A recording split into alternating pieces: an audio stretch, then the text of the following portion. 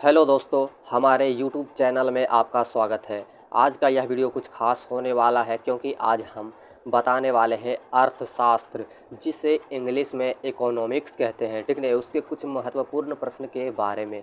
तो चलिए पहले प्रश्न की ओर चलते हैं। तो यहाँ पर पहला प्रश्न है, ठीक ना। यहाँ पर पहला प्रश्न दिया है अर्थशास्त्र नामक, ठीक ना।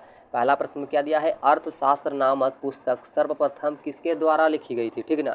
अर्थशास्त्र नामक पुस्तक सर्वप्रथम किसके द्वारा लिखी गई थी। तो यहाँ पर चार ऑप्शन दिया है, जेके मेहता, दूसरा ऑप्शन है दादा भाई नरौजी, ठीक ना। तीसरा ऑप्शन है कौटिल्य या चाणक्य भी कहते हैं इसे। चौथा ऑप्शन है दीनदयाल उपाध्याय, ठीक ना।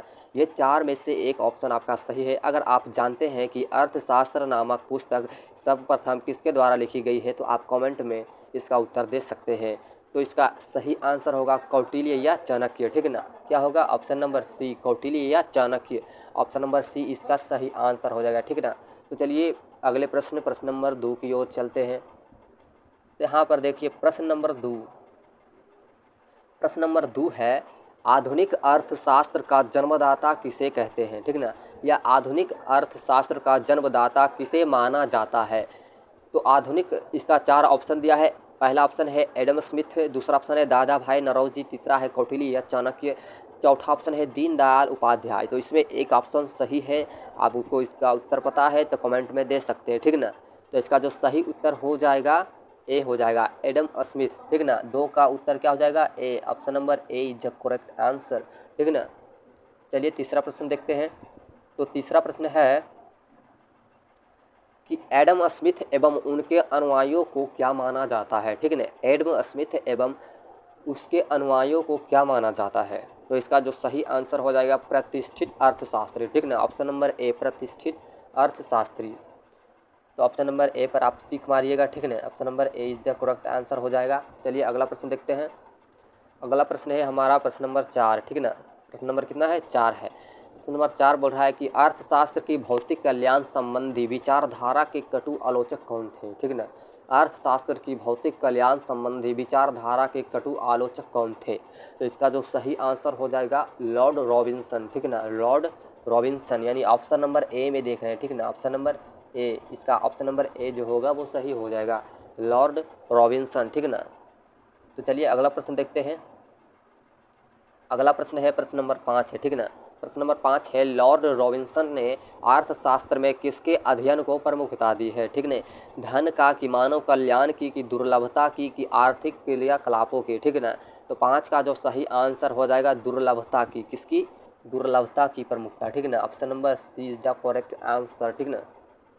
चलिए छठा प्रश्न देखते हैं। छठा प्रश्न यहाँ है, लॉर्ड रॉबिन्सन ने मनुष्य की आवश्यकताएं कैसी बतलाई है। सीमित बतलाई है कि असीमित, की मुद्रा की मात्रा से नियंत्रित, की अनिवार्य बतलाई है, ठीक ना। तो इसका जो सही आंसर हो जाएगा असीमित। क्या हो जाएगा, ऑप्शन नंबर ए, असीमित। कैसी बतलाई है, असीमित, ठीक ना। सातवां प्रश्न है, रॉबिन्सन के अनुसार अर्थशास्त्र के अध्ययन का प्रारंभिक बिंदु क्या माना जाता है।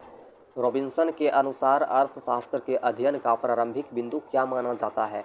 तो 7 का जो सही आंसर हो जाएगा सीमितता, ठीक ना। Option number C, option number C सीमितता इसका सही आंसर हो जाएगा, ठीक ना। चलिए अगला प्रश्न देखते हैं। प्रश्न नंबर 8 है, ठीक ना। अर्थशास्त्र में मनुष्य की किन क्रियाओं का अध्ययन किया जाता है। अर्थशास्त्र में मनुष्य की किन क्रियाओं का अध्ययन किया जाता है। तो 8 का जो सही आंसर हो जाएगा आर्थिक क्रिया का, इसका आर्थिक, यानी कि option C is the correct answer हो जाएगा, ठीक ना। चलिए अगला प्रश्न देखते हैं। अगला प्रश्न है, अर्थशास्त्र की प्रकृति या स्वभाव से क्या अभिप्राय है, ठीक ना। क्या अभिप्राय निकलता है। तो अब इस 9 का जो सही आंसर हो जाएगा विज्ञान व कला, यानी कि इसका 4 ऑप्शन दिया है, विज्ञान है कि कला है, कि विज्ञान व कला दोनों है, कि ना विज्ञान है ना कला है, ठीक ना। यानी कि इसका सही आंसर सी हो जाएगा, विज्ञान व कला दोनों है, ठीक ना। प्रकृति के स्वभाव से क्या अभिप्राय है, यह विज्ञान व कला दोनों है, ठीक ना। तो सी इज द करेक्ट आंसर हो जाएगा। चलिए अगला प्रश्न देखते हैं। अगला प्रश्न है दोस्तों, अगर आपको वीडियो पसंद आ रहा होगा तो वीडियो को लाइक कर दीजिएगा। तो 10वां प्रश्न है, अल्पकाल में किसी वस्तु की पूर्ति मांग की तुलना में कम होने पर सरकार क्या करती है। मूल्य में वृद्धि करती है, कि उत्पादन में वृद्धि, की राशनिंग करती है, कि बिक्री पर रोक करती है, ठीक है ना। तो 10 का जो सही आंसर हो जाएगा राशनिंग, ठीक है ना। क्या हो जाएगा? राशनिंग। ऑप्शन नंबर सी इसका सही आंसर हो जाएगा, ठीक है ना। चलिए अगला प्रश्न देखते हैं।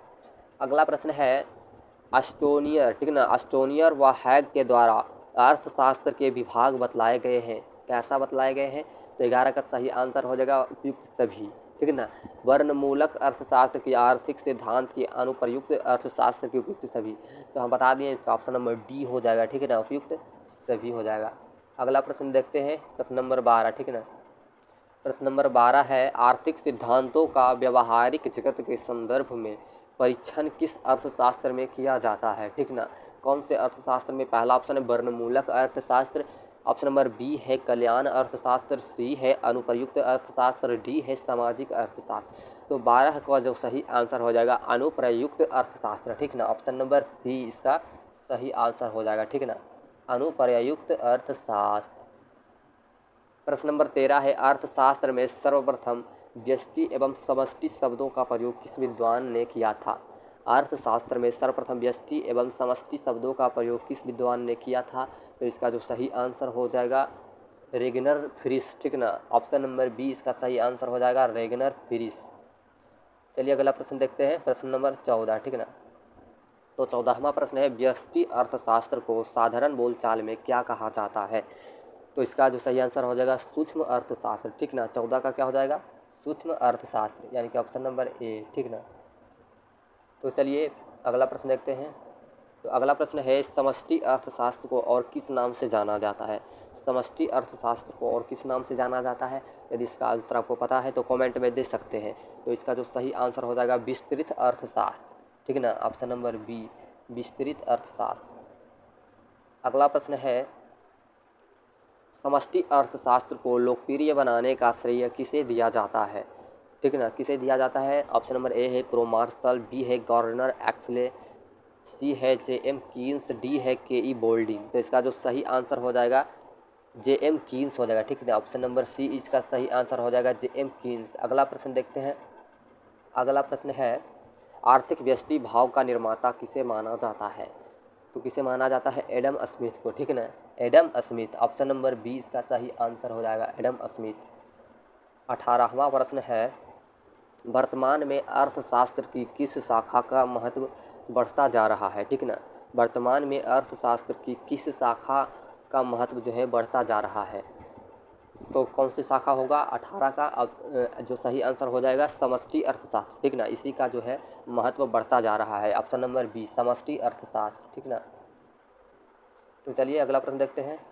अगला प्रश्न है अर्थशास्त्र में स्थैतिक व प्रावेगिक, ठीक ना, प्रावेगिक शब्दों का प्रयोग सर्वप्रथम किसके द्वारा किया गया था? ठीक ना, किसके द्वारा किया गया था? तो इसका सही आंसर हो जाएगा जे.एस. मिल, ठीक ना, जे.एस. मिल, यानी कि ऑप्शन नंबर सी में आप देख रहे हैं तो इसका आंसर सी हो जाएगा, ठीक ना, जे.एफ. मिल, ठीक ना। 20वां प्रश्न है अर्थशास्त्र में उपयोगिता का आशय क्या लगाया जाता है? ठीक ना, उपयोगिता का आशय क्या लगाया जाता है? तो इसका जो सही आंसर हो जाएगा आवश्यकता की संतुष्टि से, ठीक ना, आवश्यकता की संतुष्टि से। तो 20 का ऑप्शन नंबर सी जो होगा सही हो जाएगा। तो दोस्तों ये था हमारा लास्ट प्रश्न। वीडियो का अगर PDF चाहिए तो आप हमें कमेंट में मैसेज कर सकते हैं, हम आपको PDF ज़रूर देंगे, ठीक है ना।